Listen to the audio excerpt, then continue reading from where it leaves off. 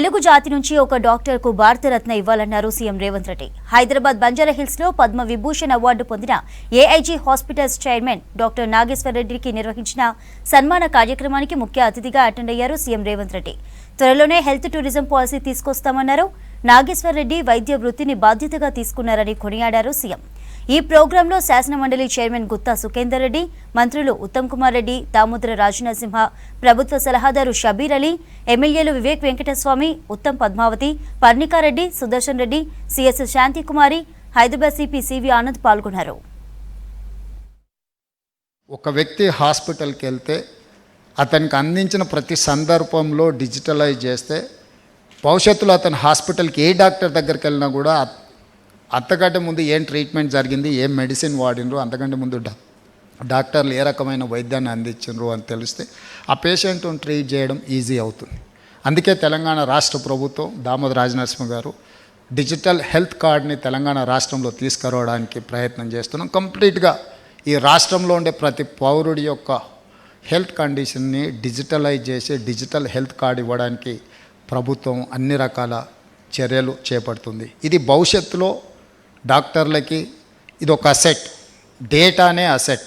మనం అందరం ఇప్పుడు బంగ్లాలు లేకపోతే ప్లాట్లు, ల్యాండ్స్ ఇవన్నిటిని అసెట్ అనుకుంటున్నాను. Going forward I don't think so all these physical structures are not assets, only data is asset. ఆ అసెట్ని క్రియేట్ చేసే పని మీద తెలంగాణ రాష్ట్ర ప్రభుత్వం ప్రయత్నం చేస్తుంది. అందులో మేము సంపూర్ణంగా డాక్టర్ నాగేశ్వర్ రెడ్డి గారి సహకారాన్ని రాష్ట్ర ప్రభుత్వం ఆశిస్తుంది. హైదరాబాద్, తెలంగాణ ఎవరికి ఏమి కావాలన్నా వైద్య సహాయాన్ని అందించగలిగిన స్థాయికి తెలంగాణ రాష్ట్రం రావాలి. రాష్ట్రం ఆ స్థాయికి చేరాలి అని అనుకుంటే నాగేశ్వర రెడ్డి గారు లాంటి వాళ్ళ సహకారం తెలంగాణ రాష్ట్ర ప్రభుత్వానికి అవసరం ఉన్నది.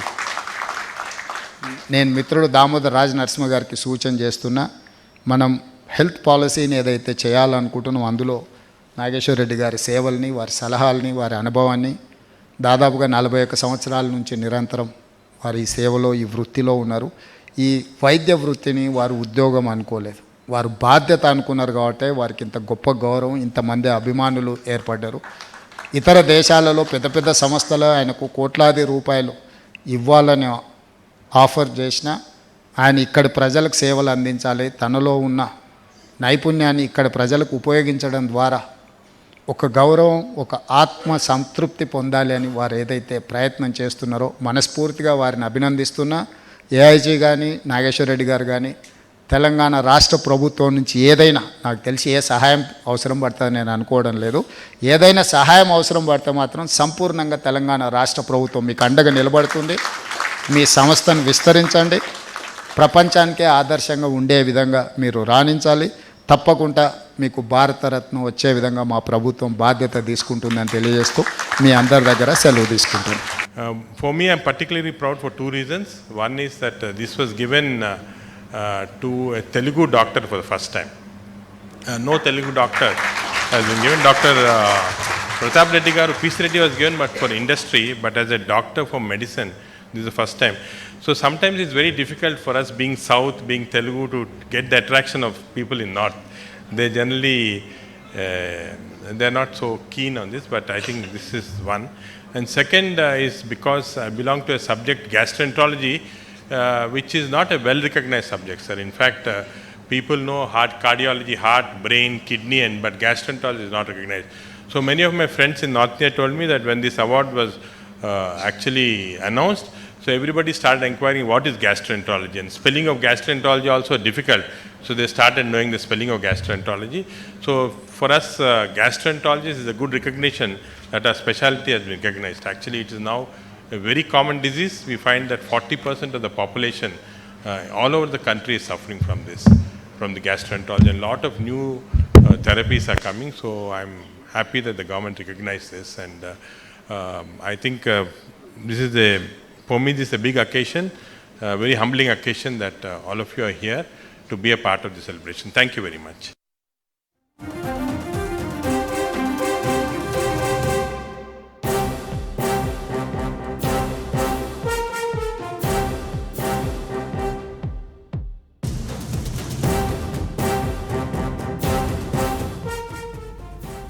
రంగారెడ్డి జిల్లా మణికొండ మున్సిపాలిటీలో భారీ అగ్ని ప్రమాదం జరిగింది. ప్రమాదంలో 3 మృతి చెందగా మరో 5గురిని కాపాడారు ఫైర్ సిబ్బంది.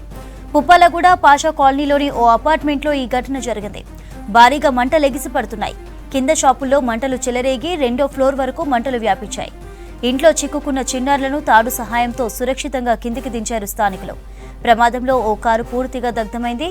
3 మృతదేహాలను పోస్టుమార్టం కోసం ప్రభుత్వ హాస్పిటల్కు తరలించారు పోలీసులు. కేసు నమోదు చేసి దర్యాప్తు చేస్తున్నారు పోలీసులు.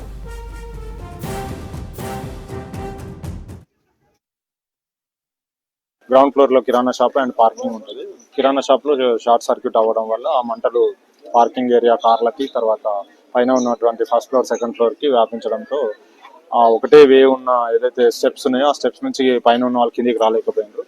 ఇమీడియట్ గా మనకు ఫైర్ యాక్సిడెంట్ ఇన్ఫర్మేషన్ వస్తే వెళ్ళడం జరిగింది. ఫైర్ డిపార్ట్మెంట్ ఏదైతే ఉందో ఫైర్ ఇంజన్స్ రావడం, లోకల్ పీపుల్ సపోర్ట్తోన లోకల్ పీపుల్ కూడా మంచి సపోర్ట్ ఇచ్చిండ్రు. దాంతోన పైన ఉన్నటువంటి ఒక 5 మెంబర్స్ ని మనం రెస్క్యూ చేయడం జరిగింది. దాంట్లో ఒక 3 మెంబర్స్ బెడ్రూమ్ లో ఉండడం బట్టి వాళ్ళు బయటికి రాలేకపోయారు. సఫోకేషన్ తోన అన్కాన్షియస్ స్టేజ్ లో ఉంటే మనం doors fire stop and doors పగలగొట్టి వాళ్ళని బయటకు తీసుకొని హాస్పిటల్కి తీసుకురావడం జరిగింది. ఇక్కడ డాక్టర్స్ బ్రాకెట్ గా డిక్లేర్ చేసిండ్రు. దీంట్లో 3 చనిపోవడం.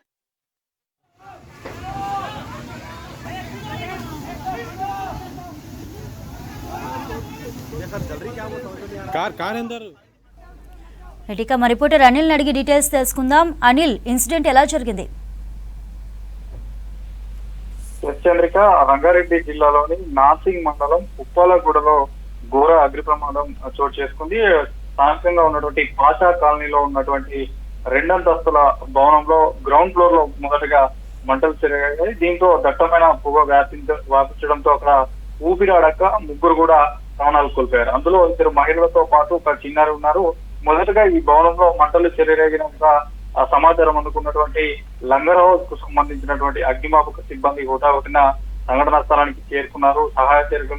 సహాయక చర్యలు చేపట్టారు. అయినా కూడా ఇందులో మొత్తంగా 8 మందికి 5గురు సురక్షితంగా బయటపడ్డారు. కానీ 3 మాత్రం అందులో పొగ దాటికి తర్వాత అపస్మారక స్థితిలోకి పడిపోయి మృతి చెందినటువంటి పరిస్థితి. మొదటగా ఈ మొదటి ఫ్లోర్ లోని ఒక గదిలో చిక్కుకున్నటువంటి 2 మహిళలు, తర్వాత ఒక చిన్నారిని కూడా స్ట్రెచ్చర్ పైన బయటకు తీశారు. అప్పటికే అపస్మారక స్థితిలో ఉన్నటువంటి వారిని కూడా ఆసుపత్రికి తరలించారు. అయితే మరి ఆరోగ్య పరిస్థితి విషమించడంతోనే ఆసుపత్రిలోనే చికిత్స పొందుతూ మృతి చెందినట్లు ఇప్పటికే వెల్లడించారు. ఈ ప్రమాదంలో మృతులను కనుక చూస్తున్నట్లయితే సిజారా అంటే 7 సంవత్సరాలు ఒక చిన్నారి, తర్వాత సహానా అనే ఒక మహిళ 40 సంవత్సరాలు, తర్వాత జమీలా అనే ఒక మహిళ 70 సంవత్సరాలుగా వారిని గుర్తించారు. అయితే ఈ ఘటన ఎలా జరిగింది, తర్వాత మంటలు ఎందుకు వ్యాపించాయి అనేటువంటి విషయాలపైన పోలీసులు కూడా వివరాలు సేకరిస్తున్నారు.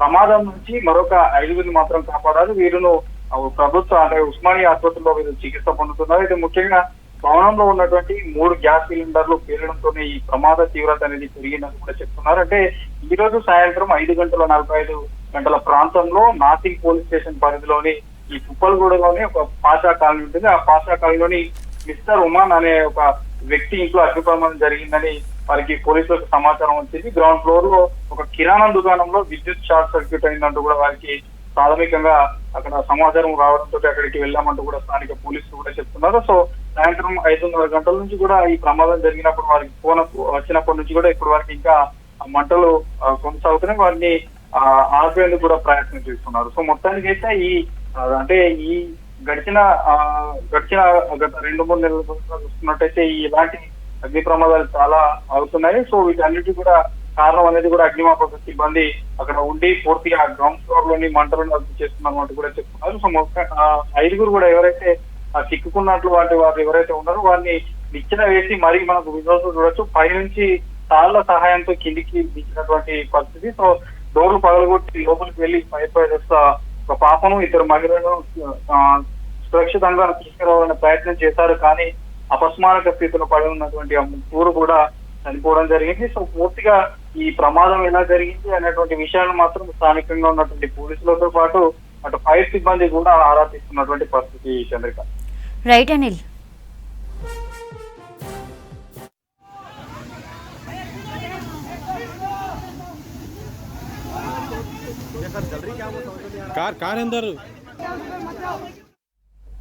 నిజాంపేట్ కార్పొరేషన్ పరిధి ఎన్టీఆర్ నగర్లో డ్రైనేజీ పొంగి పొర్లుతోంది. మ్యాన్ హోల్స్ నుంచి మురుగునీరు బయటకు వస్తుండటంతో స్థానికులు ఇబ్బందులు పడుతున్నారు. ప్రగతి నగర్కి వెళ్లే మెయిన్ రూట్ కావడంతో భారీగా వెహికల్స్ ఫ్లోటింగ్ ఉంటుంది. పొంగుతున్న డ్రైనేజ్ పై నుంచి వెహికల్స్ వెళ్తుండటంతో స్కిట్ అయ్యే ప్రమాదం కూడా ఉంది. మున్సిపల్ అధికారులకు కంప్లైంట్ చేసినా పట్టించుకోవట్లేదంటున్నారు స్థానికులు. నిజాంపేట్ కార్పొరేషన్ పరిధి ఎన్టీఆర్ నగర్లో పొంగి పొర్లుతున్న డ్రైనేజీపై మరిన్ని డీటెయిల్స్ సదానందం అందిస్తారు. నిజాంపేట్ మున్సిపల్ కార్పొరేషన్ పరిధిలో చాలా చోట్ల మ్యాన్ హోల్స్ పొంగేసి చాలా వరకు ఇక్కడ ఉన్న స్థానికంగా ఉన్న పబ్లిక్ అయితే ఇబ్బందులు పడుతున్నారు. ఎట్ ప్రజెంట్ మనం నిజాంపేట్ మున్సిపాలిటీస్లో ఉన్నాము. మురుగునీరు అంతా మా పైన స్పిల్ అయిపోతుంది. చాలా వరకు ఇబ్బందులు పడుతున్నాం. స్థానికంగా అధికారులకు చెప్పినా కూడా ఎలాంటి చర్యలు తీసుకోవట్లేదంటూ కూడా చెప్తున్నారు. సో ఇక్కడ స్థానికంగా కొందరు ఉన్నారు, వీళ్ళని అడిగి తెలుసుకుందాం ఎట్లాంటి ప్రాబ్లమ్స్ ఉన్నాయని. సార్ చెప్పండి సార్, ఇక్కడ ఎప్పుడు ఇట్లాగే ఉంటుందా? ఎప్పటి నుంచి మీరు ఈ ప్రాబ్లం ఫేస్ చేస్తున్నారు? వర్షం పడితే నో కరెంట్. ఒక్క మనిషి వెళ్ళాలంటే మినిమం బిలో 5 km/h అంత స్లోగా వెళ్ళాల్సి వస్తుంది. ట్రాఫిక్ ఒక వెహికల్ వెళ్ళాలంటే ఇంకో వెహికల్ రావాలంటే కష్టం. Even school buses are staying here. ఎంత ట్రాఫిక్ అంటే అంత traffic. All apartment more than 2000 apartments permission ఇచ్చారు. వాళ్ళకి ఎక్కడ కడుతున్నారు, అండర్ గ్రౌండ్ పెడుతున్నారు, పార్కింగ్ అన్ని రోడ్డు పైన పెడుతున్నారు. ఎవరు పట్టించుకోరు. దాని కొరకు ఫైన్ విధించలేరు మున్సిపల్ వాళ్ళు. ఏదైనా ట్యాక్స్ కట్టకుంటే జప్తు చేస్తామంటారు. మరి మీరు చేసే పనులు మీరు కరెక్ట్ చేస్తే అందరు కూడా కరెక్టే ఉంటారు. సో ఈ మురుగునీరు ఇట్లనే ఉంటుంది సార్ ఎప్పటికీ? ఎప్పుడు ఇంతే. రెయినీ సీజన్ పడితే మాత్రం మనిషి పోవడం కష్టం. ఈవెన్ స్లిప్పర్స్, ప్యాంట్స్, 2 వీలర్స్ కానీ 4 wheelers very difficult to walk in rainy season. కొద్దిగా వర్షం పడితే అంతా బ్లాక్ అయిపోతుంది. ఇది ఇక్కడికి ప్రగతి నగర్ వెళ్ళే మెయిన్ రూట్ లెక్క కూడా కనిపిస్తుంది. సో వెహికల్స్ వచ్చినప్పుడు పోయినప్పుడు ఫుల్ ట్రాఫిక్ అండి. చూడండి, స్కూల్ బస్ వస్తుంది. ఇప్పుడు ఆయన ఆపాడు, అక్కడి నుంచి పోవడానికి వీల్లేదు. వాళ్ళు ఏమైనా రోడ్ బ్లాక్ చేసేసారు అంతా డస్ట్ చేసి. It's very difficult passengers. Sir మీరు చెప్పండి, ఇది ఎన్ని రోజుల నుంచి ఉంది సార్ ఈ మురుగు అంతా? ఇలాగ నడుస్తూనే ఉందండి. మేము 7 సంవత్సరాల చిల్లర ఉన్నాము. ఎప్పుడు పైనుంచి కిందకి వస్తూనే ఉంటాయి. ఏదో ఒక మురుగు అలా వస్తూనే ఉంటుంది. ఏమిటంటే ఏం చెప్పలేదు. ఎక్కడో చోట డ్రైనేజ్ అది అంటారు ఇది అంటారు. ఎప్పుడు కూడా సరిగ్గా చెయ్యరు, పూర్తిగా చెయ్యరు. అంతకుముందు ఏమోనే కింద డౌన్ అని చెప్పి ఇక్కడ మా ప్లేస్లో ఇక్కడంతా తవ్వేసి అంతా మాకు ఇంకా డ్రైన్ ఎక్కువ వచ్చేటట్టు చేశారు. ఇక్కడ ఈ మురికి నీరు ఎప్పుడు వస్తూనే, ఎప్పుడు కూడా డ్రైనేజీలు ఎప్పుడు వరస్ట్. ఇక్కడ ఎప్పుడు సరిగ్గా బాగు చేయరు. ఒకసారి బాగు చేస్తారు, ఒకసారి బాగు చేయకుండా వెళ్ళిపోతారు. ఈ రకంగా జరుగుతుంది ఇక్కడ. చెప్పారు అధికారులకు, ఇక్కడ లోకల్గా ఉన్న అధికారులకు ఎప్పుడు చెప్తూనే ఉన్నాం. అంతకుముందు వచ్చారు, చాలాసార్లు వచ్చారు, చేస్తూ ఉంటారు. ఏదో ఒకసారి చేసి వెళ్ళిపోతారు, అలా వెళ్ళిపోతారు అంతే. అలా పైనుంచి ఎప్పుడో వస్తూనే ఉంటాయి మాకు ఈ డ్రైనేజీ. ఈ ఇబ్బందులు ఎప్పుడూ ఉన్నాయి. చెప్తూనే ఉన్నాం, చేస్తున్నాం. ఒకసారి వచ్చి మొత్తం చేసి ఇదంతా చేసి ఇక్కడ డౌన్ చేసేసారు మాకు. ఈ రకంగా అయింది. క్లీన్ చేయరా వాళ్ళు? వచ్చి వీక్లీ చేస్తామని చెప్తున్నారు కదా వాళ్ళు. ఏమంటున్నారు, అక్కడ అది ఉంది కదా అంటున్నారు. ఇంతవరకు అది రెయిన్ వాటర్ ప్రాబ్లమే సాల్వ్ అవ్వలేదు. ఎంత బ్యాడ్. అక్కడి నుంచి వెళ్ళాలంటే ఇలా ఖర్చు పెట్టుకొని వెళ్ళాలి. అలా అంత డర్టీగా ఉంది బ్యాక్ సైడ్ కెనాల్. దానికి కరెక్ట్ సివేజ్ లేదు, క్లీనింగ్ లేదు, ఏం లేదు సార్. చూడండి, డస్ట్బిన్ అలా రోడ్ పార్కింగ్. ఇప్పుడు పక్కన ఎవరైనా సైడ్లో తీసుకోవాలంటే అక్కడంతా మట్టి ఉంది. అక్కడ వెళ్ళలేరు, ఇక్కడ వెళ్ళలేరు. ఇక్కడ చూడండి మొత్తం ఆక్యుపై చేశారు. సెల్లార్ నుంచి కవర్ చేసేస్తున్నారు. అక్కడ ముందు చూడండి కంప్లీట్గా రోడ్ పైన బ్లాక్ చేశారు పార్కింగ్. ఇక్కడ చూడండి ఓల్డ్ కార్స్, పాడైపోయిన కార్స్ తీసుకొచ్చి రోడ్ పైన పెట్టారు. సో మనం చూస్తున్నాం కదా, ఇక్కడ ఇదంతా కూడా యాక్చువల్గా ఇది ప్రగతి నగర్కి వెళ్ళే మెయిన్ రోడ్ లాగా. సో పైన ఉన్నటువంటి అపార్ట్మెంట్స్ ఎక్కువ రెసిడెన్షియల్ జోన్స్ ఉంటారు. సో వాళ్ళంతా ఇదే రూట్లో వెళ్ళాల్సి ఉంటుంది. ప్రగతి నగర్ అక్కడి నుంచి తిరిగి మళ్ళీ జేఎన్టీ రూట్లో వెళ్ళాలంటే ఇదే రూట్లో వెళ్ళాలంటుంది. సో దాంతో ఇక్కడికి హెవీ వెహికల్స్ రావడం, వెహికల్ వచ్చినప్పుడల్లా ఈ మురుగునీటిలో వెళ్ళడం, ఆ వాటర్ అంతా కూడా ఈ మురుగు వాటర్ స్పిల్ అవ్వడం, దీంతో చాలా వరకు ఇబ్బందులు పడుతున్నామంటున్నారు. మరోవైపు ఈవినింగ్ అవ్వగానే దీంతో చాలా వరకు స్మెల్ వస్తుంది.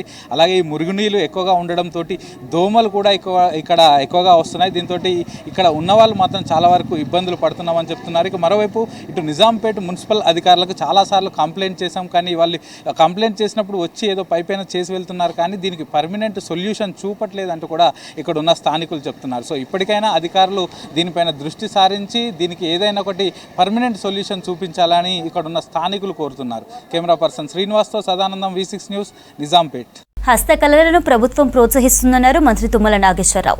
హస్తకళలను ప్రోత్సహించడానికి గోల్కొండ హస్తకళా కార్పొరేషన్ ఏర్పాటు చేశామన్నారు. నైపుణ్యాన్ని పెంచడానికి సీఎం రేవంత్ కృషి చేస్తున్నారని, అవసరమైతే స్కిల్ యూనివర్సిటీలో హ్యాండీక్రాఫ్ట్కు అవకాశం కల్పిస్తామని చెప్పారు.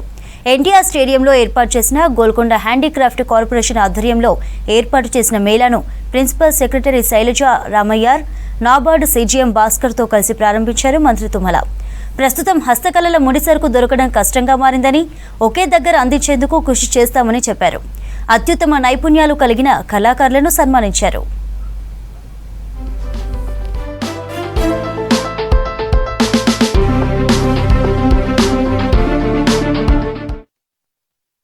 హస్తకళలకు సంబంధించి పూర్వకాలంలో దానికి ఉన్నటువంటి ప్రతిభ పాఠవాలు సన్నగిలుతున్నాయి అని చెప్పి మనందరి భావన.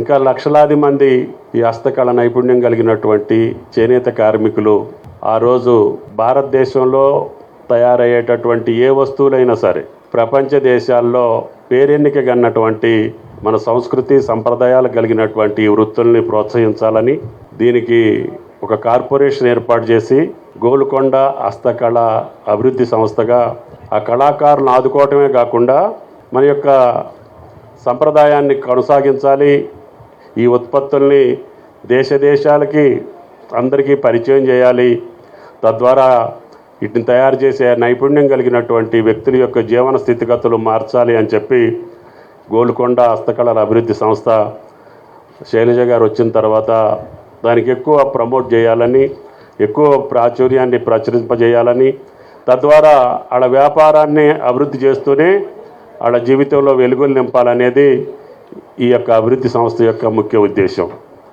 దానికోసం ఈరోజు ఈ యొక్క మేళాన్ని ఏర్పాటు చేశారు. మన సంస్కృతి సంప్రదాయాలు కలిగినటువంటి ఈ యొక్క కళాకృతుల్ని ప్రజలందరూ ఆశీర్వదించాలి, వాళ్ళ కుటుంబాలు మంచిగా బతికేటట్టుగా ప్రోత్సహించాలి, తద్వారా ఈ వ్యాపారాన్ని కొనసాగించాలి. ఇంకా పెద్ద ఎత్తున విమానాశ్రయాల్లో కావచ్చు, రైల్వే స్టేషన్లో కావచ్చు, బస్ స్టేషన్లో కావచ్చు, లేదు పెద్ద పెద్ద ఫంక్షన్లో మన యొక్క ఈ నైపుణ్యానికి సంబంధించినటువంటి హస్తకళల వస్తువులు కానీ చేనేత రంగాలకు సంబంధించినటువంటివి మనకంటే మిన్నగా ఎక్కడా దొరకవు మీకు. కాబట్టి అటు ప్రోత్సహించి వాళ్ళని మనం భాగ్యవంతులు చేయాల్సినటువంటి అవసరం ఉంది, ఆ కళల్ని పోషించాల్సిన అవసరం ఉంది.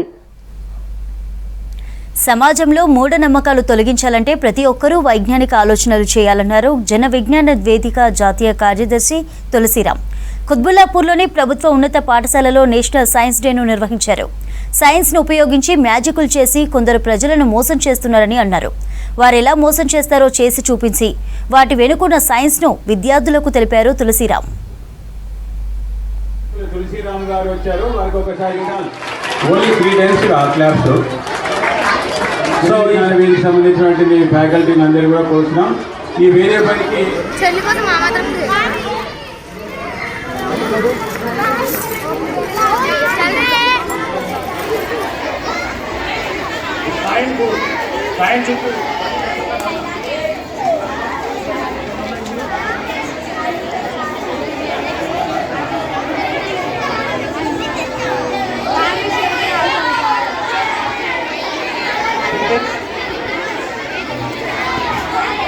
అమ్మో చాలా రెడ్ అవుతుంది.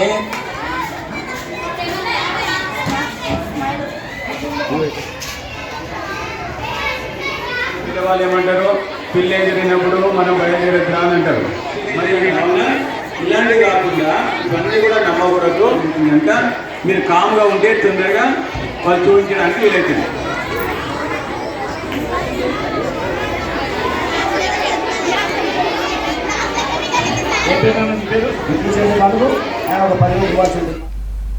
నేషనల్ సైన్స్ డే సందర్భంగా బంజారాహిల్స్ ఎన్బిటి నగర్లోని ప్రభుత్వ పాఠశాలలో సైన్స్ ఎగ్జిబిషన్ జరిగింది. హెచ్సిఎల్ ఫౌండేషన్ నిర్మాణ సంస్థల ఆధ్వర్యంలో నిర్వహించిన సైన్స్ ఎగ్జిబిషన్లో 12 ప్రభుత్వ పాఠశాలల విద్యార్థులు పాల్గొన్నారు. 100కు పైగా ప్రయోగాలను ప్రదర్శించారు స్టూడెంట్స్. విద్యార్థుల్లో సృజనాత్మకత వెలికి తీయడానికి సైన్స్ ఫెయిర్లు ఉపయోగపడతాయన్నారు ఉపాధ్యాయులు.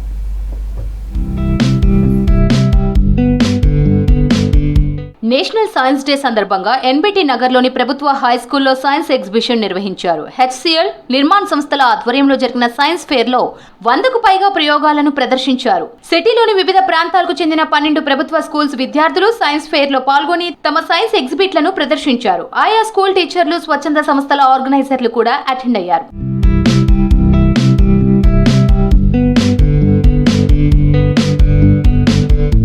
ఇలాంటి సైన్స్ ఎగ్జిబిషన్లు విద్యార్థులు సృజనాత్మకతను వెలికి తీయడానికి దోహదపడతాయన్నారు టీచర్లు. ప్రభుత్వ స్కూల్లో చదివే స్టూడెంట్స్ కు ప్రోత్సాహం ఉంటే ఎన్నో అద్భుతాలు ఆవిష్కరిస్తారని తెలిపారు.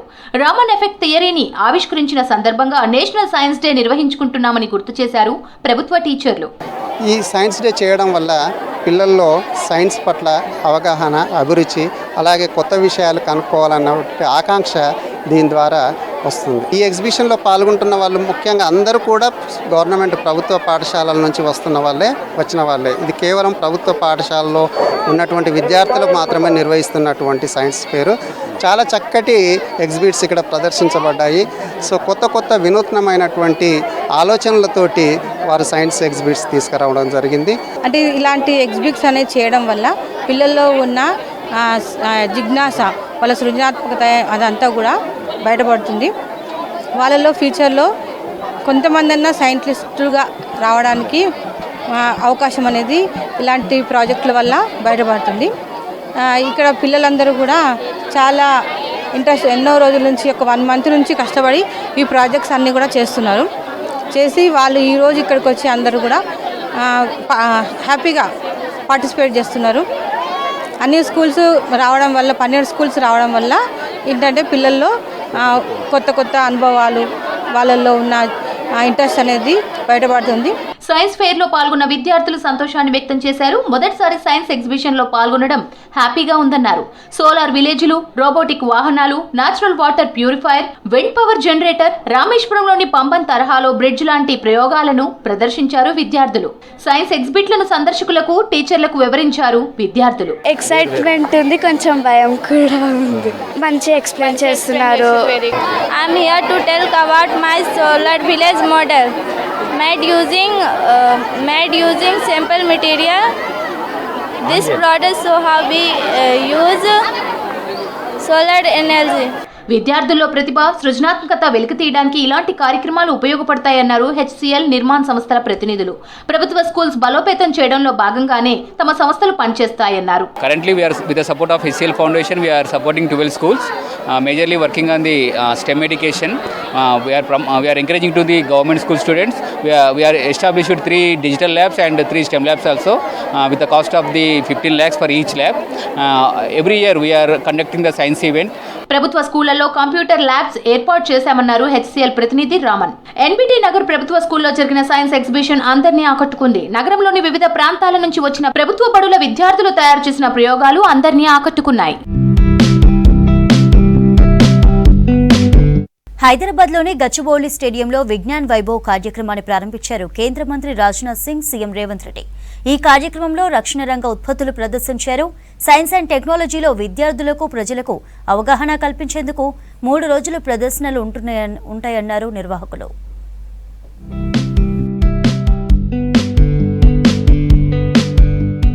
హైదరాబాద్ గచ్చిబౌలి స్టేడియంలో నేషనల్ సైన్స్ డే సందర్భంగా విజ్ఞాన్ వైభవ్ 2025 పేరుతో DRDO, aeronautical society of India, Kalam institute of youth excellence సంస్థలు ఎగ్జిబిషన్ నిర్వహించాయి. అబ్దుల్ కలాం, సివి రామన్ విగ్రహాలకు పూలమాలలు వేసి నివాళులు అర్పించి సైన్స్ ఎగ్జిబిషన్ ను ప్రారంభించారు కేంద్ర మంత్రి రాజ్నాథ్ సింగ్, సీఎం రేవంత్ రెడ్డి.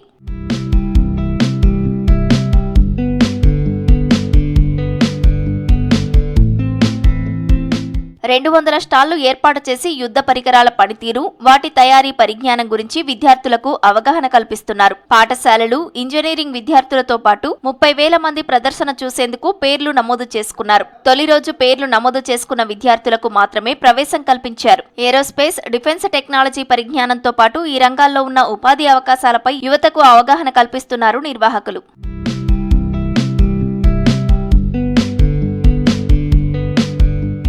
రక్షణ రంగంలో టెక్నాలజీ పెను మార్పులు తెస్తుందన్నారు కేంద్ర మంత్రి రాజ్నాథ్ సింగ్. సైన్స్, ఇన్నోవేషన్ పై విద్యార్థులు ఫోకస్ పెట్టాలని సూచించారు. సైన్స్ తోనే దేశం అభివృద్ధి చెందుతుందని చెప్పారు. మానవ జీవితంలో సైన్స్ కీలక పాత్ర పోషిస్తుందని చెప్పారు. సైబర్ స్పేస్, ఏఐ అభివృద్ధిపై భారత్ ఫోకస్ పెట్టినట్లు చెప్పారు రాజ్నాథ్ సింగ్. హైదరాబాద్ గచ్చిబౌలి స్టేడియంలో జాతీయ సైన్స్ దినోత్సవం సందర్భంగా ఏర్పాటు చేసిన ఎగ్జిబిషన్ కు హాజరయ్యారు కేంద్ర మంత్రి Rajnath Singh, CM Revanth Reddy. Friends, the National Science Day is one such occasion which not only commemorates the achievements of our scientists, but also encourages the younger generations to take up science and innovation for national development. As you may be aware that this year's theme of the National Science Day is empowering Indian youth for global leadership in science and innovation for Viksit Bharat. This theme is truly reflective of new India's aspiration for progress. దేశ రక్షణలో తెలంగాణ కీలక పాత్ర పోషిస్తోందన్నారు ముఖ్యమంత్రి రేవంత్ రెడ్డి. రక్షణ శాఖ విభాగాలు, పరిశ్రమలు హైదరాబాద్ లోనే ఉన్నాయని చెప్పారు. మన రాష్ట్రం నుంచి ఏటా లక్షలాది ఇంజనీర్లు వస్తున్నారని తెలిపారు రేవంత్. హైదరాబాద్ గచ్చిబౌలి స్టేడియంలో జాతీయ సైన్స్ దినోత్సవం సందర్భంగా ఏర్పాటు చేసిన ఎగ్జిబిషన్ కు హాజరయ్యారు కేంద్ర మంత్రి రాజ్నాథ్ సింగ్, సీఎం రేవంత్ రెడ్డి. ఈ రోజు తెలంగాణ రాష్ట్రం, హైదరాబాద్ నగరం కొన్ని దశాబ్దాలుగా దేశ రక్షణలో అత్యంత కీలక పాత్ర పోషిస్తున్నది.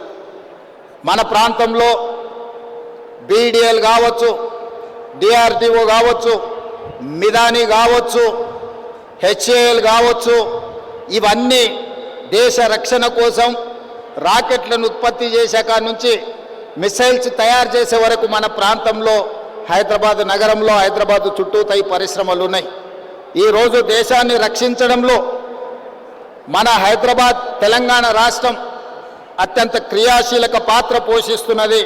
జాతీయ సైన్స్ డే సందర్భంగా ఏర్పాటు చేసిన రక్షణ రంగ ఉత్పత్తుల ప్రదర్శన విద్యార్థులను ఎంతగానో ఆకట్టుకుంది. విద్యార్థులు దేశానికి ఎలాంటి సేవలందించాలనే అంశంపై ప్రత్యేక అవగాహన కల్పించారు. ప్రదర్శనల గురించి అడిగి తెలుసుకున్నారు విద్యార్థులు. The science expo is very good and what is used for defense, everything is here. ఇక్కడ జరిగిన ఈవెంట్ నుంచి మేము చాలా నేర్చుకున్నాం. యాక్చువల్లీ ఇంతకుముందు మేము ఒక ప్రాజెక్ట్ చేసాము, డ్రోన్ ప్రాజెక్ట్. దాంట్లో ఉన్న డిఫెక్ట్స్ ఏంటనేది ఇక్కడ ఇవాళ చూసి నేర్చుకున్నాము. సో దాన్ని ఇంకా మ్యానిపులేట్ చేసి మళ్ళీ కొత్తగా తయారు చేయడానికి కోసం ఈ ఎగ్జిబిషన్ అనేది చాలా యూజ్ అవుతుంది. When I was seeing the drone show, it was so mind blowing. ఇది చాలా అద్భుతమైన దృశ్యాలు చూసాను ఈరోజు. మేము ఆల్రెడీ రాకెట్స్ అవన్నీ చూసాము, దాని రేంజెస్ అవన్నీ మాకు ఎగ్జాక్ట్లీగా తెలీదు. బట్ ఇక్కడ ఫుల్ ఇన్ఫర్మేషన్స్తో చాలా మంచిగా డీటెయిల్గా పెట్టారు, చాలా మంచిగా అనిపించింది. ఇక్కడికి వచ్చి మేము చాలా కొత్త విషయాలు నేర్చుకున్నాం. లైక్ డైలీ లైఫ్లో రాకెట్స్ ఇవన్నీ చూస్తాం, కానీ మా ఏఎంఎల్ బ్రాంచ్ నుంచి ఎలా మేము ఇంకా ఫ్యూచర్ డెవలప్మెంట్ చేయగలుగుతున్నాం, మా ఏఎంఎల్ బ్రాంచ్ ఎలా ఇంకా డ్రోన్స్లో అయినా రాకెట్స్లో అయినా ఎందులో ఎలా ఉపయోగపడుతుంది, అసలు మా యొక్క స్పెషాలిటీ ఏంటని మాకు అర్థమైంది. Today is the most auspicious day. We are celebrating Science Day here in Gachibowli Stadium. Here we observed many things which are made for us, like technology. We observed many scientific methods to how to enhance our society and how to enhance our enhance the products which are scientifically made. మార్చి 1, 2 సాధారణ ప్రజల ఎంట్రీకి అవకాశం కల్పించారు. Science డేను విద్యార్థులు ఉపయోగించుకోవాలని కోరుతున్నారు science exhibition నిర్వాహకులు.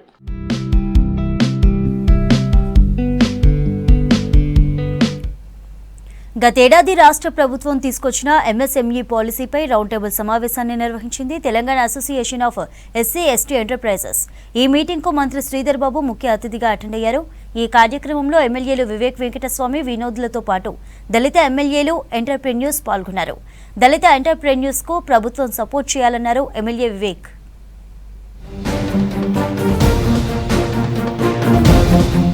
MSME policy 2024 పై round table meeting నిర్వహించింది Telangana association of SC ST enterprises. గత 10 ఏళ్ల బీఆర్ఎస్ ప్రభుత్వంలో ఎంఎస్ఎంఈలకు ప్రత్యేక పాలసీ లేదని, కాంగ్రెస్ ప్రభుత్వం వచ్చాక తీసుకురావడం ఆనందంగా ఉందన్నారు దళిత ఎంటర్ప్రెన్యూర్స్.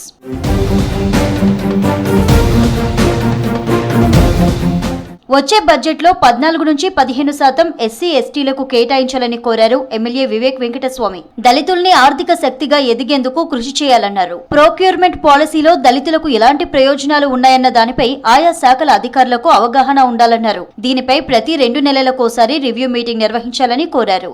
ఎస్సీ ఎస్టీల సమస్యలను విన్న మంత్రి శ్రీధర్ బాబుకు ధన్యవాదాలు తెలిపారు వివేక్ వెంకటస్వామి. పాలసీలను ఇంప్లిమెంటేషన్ చేసేలా అధికారులకు సూచనలు ఇవ్వాలని కోరారు ఎమ్మెల్యే వినోద్. కూడా ప్రొక్యూర్మెంట్ పాలసీలో దళితులకు ఏదైతే ఈ అవకాశం కల్పించాలో దాని గురించి you have to train officers sir first. ఎందుకంటే if you can identify what kind of industries state government buys and if you can educate them then there is an opportunity for Dalit entrepreneurs to come forward. So that is first required. Along with that you have to tell them these are the places where state government అండర్టేకింగ్స్లో procurement పాలసీస్లో మనము participate చేయొచ్చు. ఈ అవగాహన కల్పించకుంటే they will not know. Thank you very much for coming and spending so much of time. దళితులకు సంబంధించి చేవెళ్ల డిక్లరేషన్లో ఉన్న అంశాలు అమలు చేస్తామన్నారు మంత్రి శ్రీధర్ బాబు. గత ప్రభుత్వ నిర్లక్ష్యం వల్ల ఎంఎస్ఎంఈలకు 2017 నుంచి 4,500 కోట్లు పెండింగ్ లో ఉన్నాయన్నారు. ప్రస్తుతం రాష్ట్ర ఆర్థిక పరిస్థితిని గాడిలో పెట్టేందుకు ప్రభుత్వం కృషి చేస్తుందన్నారు. ప్రతి నియోజకవర్గంలోనూ ఇండస్ట్రియల్ పార్క్ తీసుకొస్తామని, అందులో ఎస్సీ ఎస్టీలకు 10% సబ్సిడీ అందిస్తామన్నారు మంత్రి శ్రీధర్ బాబు. దళితులకు సంబంధించిన అంశం విషయంలో చేవెళ్ల డిక్లరేషన్ కు సంబంధించి తప్పకుండా ఆచరణలో పెట్టాలనే ఆలోచనతో కాంగ్రెస్ పార్టీ ప్రభుత్వం నడుస్తోంది. ముఖ్యమంత్రి గారి చొరవతో, డిప్యూటీ ముఖ్యమంత్రి గారి చొరవతో మరి సబ్సిడీస్ కి సంబంధించి దాదాపు ఈ సంవత్సరమే 300 crores sir. Already 150 crores have been sent to the finance department. In a day or two, it will be done. So we are taking it in a very transparent manner. రేపు దళితులకు సంబంధించి ప్రత్యేకమైన industrial park కావాలని చెప్పండి, we will try to procure it and put it. Tea pride వచ్చాక చాలా మంది దళితులు లబ్ధి పొందారన్నారు ఎమ్మెల్యే కడియం శ్రీహరి. ఇప్పటికీ 15,000 మందికి పైగా ఎస్సీ ఎస్టీ పారిశ్రామికవేత్తలకు సబ్సిడీలు అందలేదన్నారు. అప్పటి ప్రభుత్వం ప్రజల బాగు కంటే రాజకీయ లబ్ధి కోసం పాలసీలను తీసుకొచ్చిందన్నారు. దళిత బంధు పథకం కూడా ఫెయిల్యూర్ గా మిగిలిపోయిందని విమర్శించారు కడియం శ్రీహరి. వీళ్ళకి సబ్సిడీలు రాక బ్యాంకులు యూనిట్స్ తీసుకుపోయినాయి. నేను కూడా ఒక ఇండస్ట్రియలిస్ట్ గా ఎదుగుతాననే ఒక కాన్ఫిడెన్స్ ఇచ్చే విధంగా ఇది మన పాలసీ ఉండాలి. ఏదో పేరు కొరకు రాజకీయం కొరకు ఇస్తున్నట్టే ఉంటుంది తప్ప వాడు బాగుపడాలి అనే ఆనెస్టీ కానీ సిన్సియారిటీ కానీ మన స్కీమ్స్ లో కానీ మన ప్రోగ్రామ్స్ లో కానీ ఉన్నట్టుగా కనిపించదు. కొన్ని పథకాలు, వాటికి సంబంధించిన సబ్సిడీలు పేపర్లకు మాత్రమే పరిమితమయ్యాయన్నారు Telangana association of SC ST enterprises member Puttapaga Srinivas.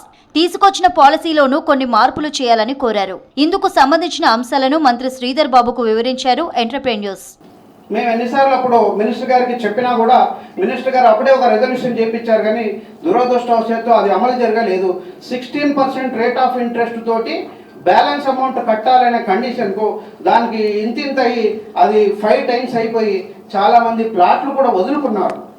So అటువంటి పరిస్థితి కాకుండా మాకు స్ట్రేట్ అవే 50% ఇన్సెంటివ్ సపోర్ట్ ఇవ్వండి, దానిపైన సీలింగ్ పెట్టకుండా ఇస్తే మాకు అనుకూలంగా ఉంటుందని చెప్పేసి మొన్నటి పాలసీలో మేము ప్రపోజల్ ఇచ్చినాం సార్. పెండింగ్ లో ఉన్న సబ్సిడీలలో CM Revanth Reddy, deputy CM Bhatti Vikramarka చొరవతో 300 కోట్ల రూపాయలను మంజూరు చేశామన్నారు మంత్రి శ్రీధర్ బాబు. రాష్ట్రంలోని ఇంటర్మీడియట్ విద్యార్థులకు మార్చి 5 నుంచి ఎగ్జామ్స్ నిర్వహించనుంది ప్రభుత్వం. దీంతో inter board secretary Krishna Aditya, జిల్లా కలెక్టర్లు, డీజీపీ, ఇతర అధికారులతో సమీక్ష చేశారు సిఎస్ శాంతికుమారి. రాష్ట్ర వ్యాప్తంగా 1,532 పరీక్షా కేంద్రాలు ఏర్పాటు చేసింది ఇంటర్ బోర్డు. పరీక్షా కేంద్రాల వద్ద తీసుకోవాల్సిన చర్యలు, ఇతర అంశాలపై చర్చించారు.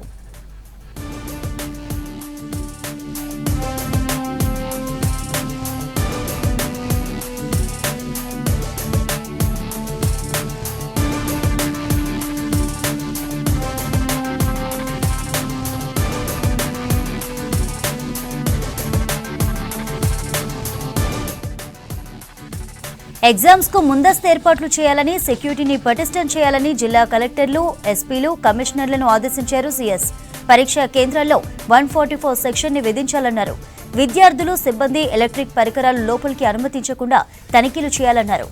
జిరాక్స్ సెంటర్లను మూసివేసేలా చర్యలు తీసుకోవాలని అధికారులకు సూచించారు సీఎస్ శాంతికుమారి.